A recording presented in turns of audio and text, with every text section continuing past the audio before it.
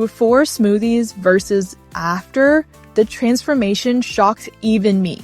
I was honestly skeptical about this whole smoothie diet thing, but I kept seeing it everywhere. So I tried this 21-day smoothie plan. You replace 2 meals with smoothies and eat 1 normal meal.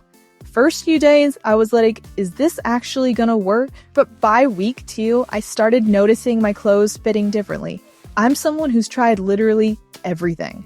The crazy part is how simple it was. I wasn't starving myself. The smoothies tasted good and kept me full.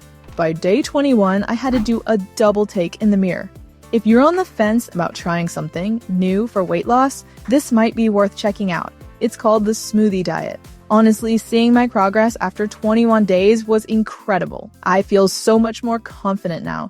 I have more energy, my cravings are way down, and I actually look forward to my smoothies every day. If you're ready for a real change, give the 21-day smoothie diet a try. It worked for me, and it might just work for you too. Buy the 21-day smoothie diet by visiting my landing page in bio.